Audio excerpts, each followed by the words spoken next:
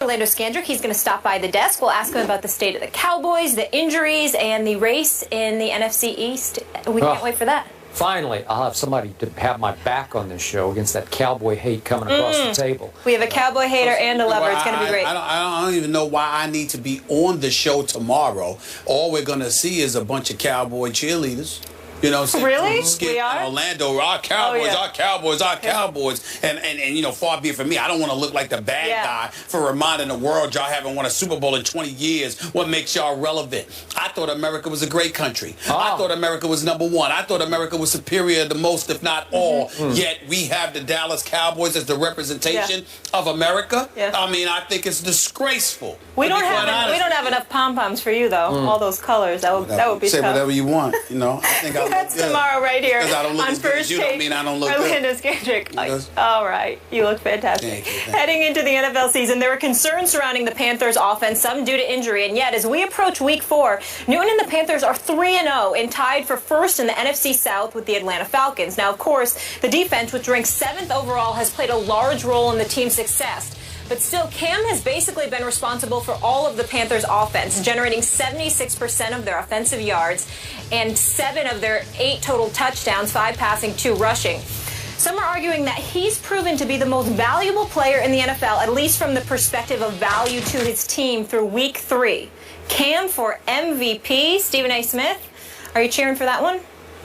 Well, I don't root against him because I got a lot of love for the kid. I think that he's going through a lot. I think the one blemish on his career obviously had things to do with family as opposed to himself from his college days or whatever.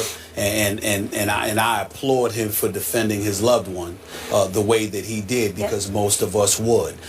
Since he's been a pro, the only issue we've ever had with him is that he seemed to get down on himself or down on others by putting a towel over his head, and his body language wasn't that great.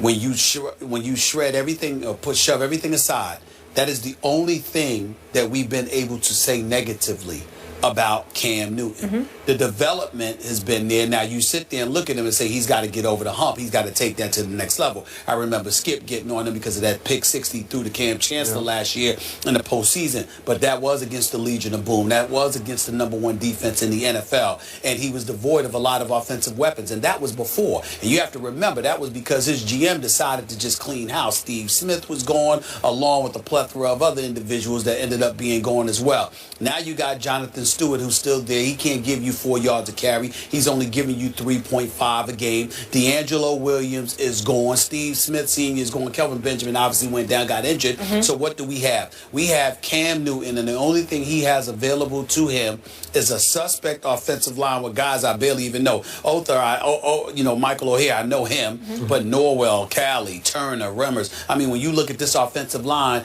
to say it's suspect, I'm not going to say they're awful, but they've never been associated with greatness. So you got that offensive line, and it's proven because their running game is somewhat suspect. You know, he's been sacked already 5 times. Then you take that into account and you look at the weapons that he has available to him. We like Greg Olsen. He's been on this show.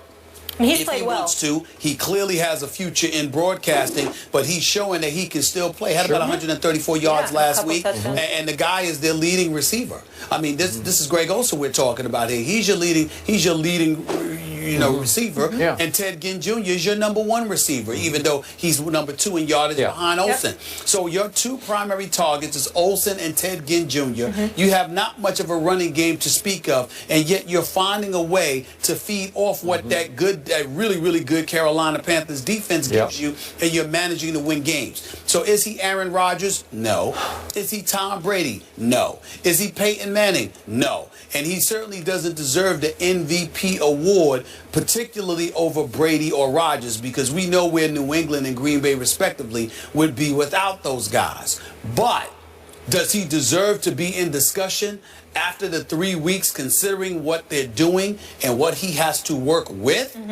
I definitely think that Cam should be in the conversation. He deserves our respect, and we have to acknowledge the job that he's doing under the circumstances that he's being forced to do it. So, if we're talking about Cam for MVP, I'll just give you one scenario whereby it would apply. If this team catapults from its 3-0 start and finishes, I'm going to throw this out, 14-2, he would be right in the thick of the MVP race, because I'm pretty sure he would have to be the biggest reason they went 14-2. Do you think they can go 14-2? No way. I don't. They are clearly the worst of the 3-0 teams so far, and that's no reflection on them. They just are what they are, and they really haven't played anybody of note yet.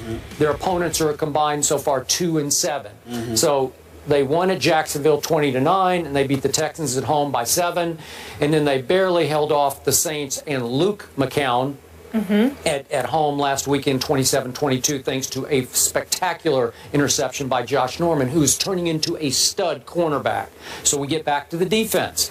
It's now ranked so far, just through 3 games against 3 mediocre opponents, it's ranked second in points allowed. Okay, that's pretty great so far. You know, so far against nobody yet, but still, I look at the defense. They lost Charles Johnson to IR for 8 weeks, but they went out and got Jared Allen. I thought that was a sweet pickup, because I think he can still play and he can still help this team.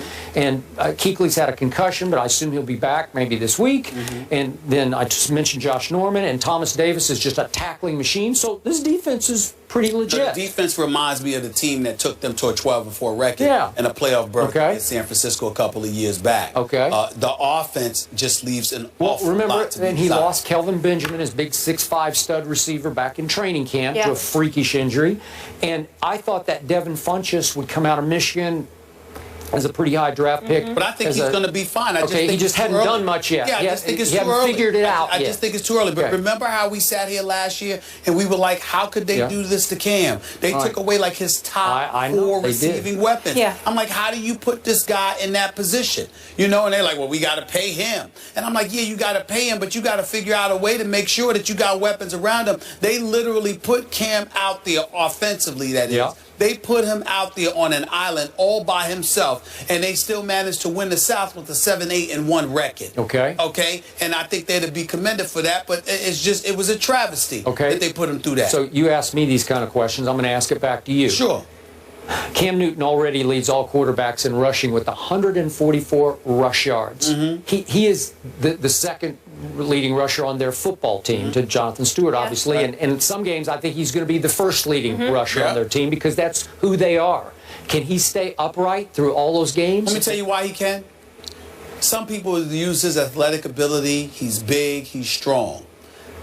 If I'm wrong, it's because I only see what the camera shows me, because I haven't been to any Carolina Panthers game, even though I would love to be, because I love me some Charlotte, North Carolina. But I will tell you this. Cam seems to me to be a smart runner. He's not exactly Russell Wilson, but he's pretty close. As far as sliding goes. Well, he doesn't have to, because Cam usually running to the side, and he's usually getting out of bounds. He's not usually running to the middle of the field, as far as I can tell. Again, I'm not at the game, so I don't see every play. But from the camera angles, when I see Cam Newton running the football, he's usually not running where he's required to slide. He's usually running out of bounds. He doesn't get hit too much running outside the pocket. That doesn't happen to him all the time, and I attribute that to his intellect, because he's not trying to do it. Think about how embarrassing it was when we were talking about RG3, and we were like literally suggesting that he go over to the Nationals to let them teach him how to slide. All right, because he wasn't getting out of bounds. I agree. And when he was in bounds, he was diving head first, which gives them the license to hit him. Because we didn't want him to get injured. Or he didn't slide properly. Cam doesn't have that problem. Cam knows how to get out of bounds, and I give him credit for that. Plus, he's bigger and he can take more hits, but he knows how to get out of bounds. And we're going to talk about the Hockey League controversy a little later in the show, but this is why Cam is hanging in there on what he says Hockey League said to him, because he wants protection when he runs with the football. He wants, within the rules, to be protected like everybody else gets protected. And we are going to talk about that. I thought about some good points. Oh, good. All right. Yeah. One quick question before I get in trouble by our producers. Are they the best team in the NFC South right now? Yeah, you'd have to say that. By the way, no. Oh, I forgot about Atlanta. I say the Falcons are, but by the way, you don't worry about getting in trouble with the producers. Skip's got you. I don't know about me, because you're from Connecticut. But you're the one who runs this show. He got your police. Oh, please! You know you lying. That's lying. That's laughable. This man is connected. He is connected Cam, at the highest level. Am I not right? Please, please. Connected. You both are. Well, trust me, I'm the rookie. Cam Newton is getting a lot of love right now with the 3-0 start, but is he MVP worthy? Skip and Stephen A have given their takes. We want yours. Go to Twitter and vote yes or no using the hashtag MVP for Cam, and let us know if you think he is worthy of the MVP. LeBron is feeling the love in Cleveland this season, but will there be too much love on the Cavs in 2015? You'll see what I was trying to do there in just a minute. We'll be right back.